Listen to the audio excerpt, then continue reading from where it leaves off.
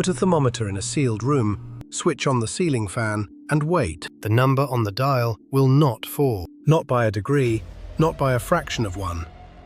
Leave the fan running long enough, and the reading can actually creep upward, because the motor turning those blades sheds a little waste heat of its own. The most common cooling device in the world does not cool the room it hangs in. And once you understand why, you'll realize that more than half the people running one right now are using it in a way that quietly costs them money. If you're the kind of person who likes knowing how the things around you actually work, stay with me, because this one hides in plain sight in nearly every home. So if the air in the room isn't getting colder, where does the famous cooling come from? It comes from you. Not the space, but the skin. Your body is constantly dumping heat, and on a warm day, its main tool for that is the evaporation of sweat. But evaporation needs somewhere for the moisture to escape to. When you sit in still air, your own body heat warms a thin film pressed against your skin, and that film slowly saturates with the humidity rising off you. Physicists call it the thermal boundary layer. It's an invisible, stagnant blanket of warm, damp air that clings to you and refuses to move. As long as it sits there, fresh, dry air never reaches your skin, evaporation stalls, and you feel sticky and miserable, even when the room itself is a perfectly reasonable temperature. The column hits the floor, spreads outward, climbs the walls, and folds back up into a slow, looping current through the whole room. As that moving air sweeps across you, it strips away the warm, humid film and replaces it with drier air. Evaporation that had stalled suddenly races forward, and every drop of sweat that turns to vapor pulls heat straight out of your body. That's the wind-chill effect, and the US Department of Energy estimates it's worth about 4 degrees Fahrenheit of perceived cooling with no change to the actual air temperature. Some comfort studies push that closer to 8 degrees in the right conditions. I'll admit, the first time I really sat with that idea, it bothered me how confidently I'd believed the opposite my whole life. Here's where the real money lives. A standard 3-ton central air conditioner draws somewhere between 3,000 and 3,500 watts while it runs. And through the worst of summer, that can mean hundreds of dollars a month. Every single degree colder you ask it to hold means more compressor time and more electricity. A ceiling fan plays a completely different game. A conventional one pulls between 50 and 70 watts on its highest setting, less than a single old incandescent bulb, while moving 4,000 to 6,000 cubic feet of air every minute. But here's the catch almost everyone misses. The savings only exist if you actually nudge the thermostat up and let the breeze cover the gap. According to the Florida Solar Energy Center, every degree you raise the thermostat in summer trims roughly 10 to 12% off your annual cooling energy. The same study found homes that ran a fan but never touched the thermostat saved nothing at all.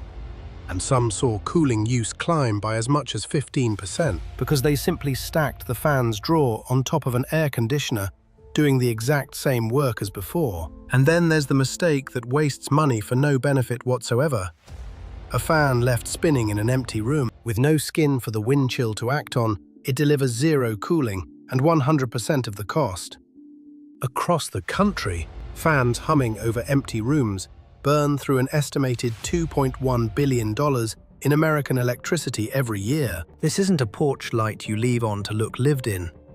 When you walk out, it should switch off with you. If you find yourself wanting more of these overlooked systems hiding inside an ordinary home, subscribing is the simplest way to keep them coming, because almost nobody bothers to explain the parts of a house we stopped noticing decades ago. There's also a limit worth knowing, because the whole trick depends on your air being dry enough to take your sweat. When a room climbs toward 95 degrees at 90% humidity, the surrounding air is already so saturated it can't absorb another drop of moisture from your skin. At that point, the breeze stops cooling you and is just shoving hot air around.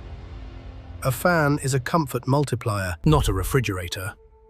On the very worst days, it needs the air conditioner working beside it.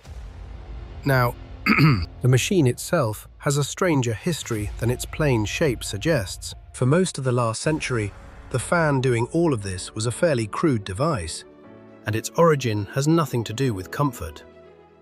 In 1882, a German-American engineer named Philip Diehl had just designed the first electric motor compact enough to run a Singer sewing machine, freeing textile workers from the exhausting foot pedal. But Diehl realized that small, powerful motor could do far more than drive a needle.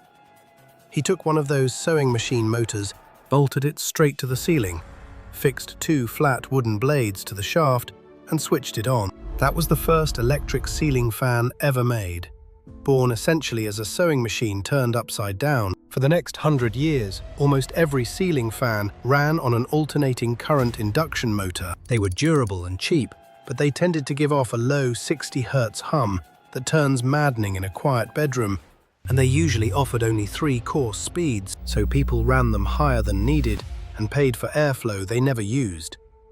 The modern versions fix nearly all of it. The key change is the brushless direct current motor, labeled DC or BLDC on the box. A small converter turns the home's alternating current into direct current and drives the blades with permanent magnets and no rubbing brushes, so the friction that used to bleed away as heat is mostly gone. The result runs cool, nearly silent, and on around 75% less power. The blades change too. Instead of flat slabs of wood, high-end makers now carve true airfoils out of balsa and molded plastic, shaped like an airplane wing with a thick leading edge tapering to a razor-thin trailing edge, so the air is pulled down smoothly instead of slapped around in turbulent gusts.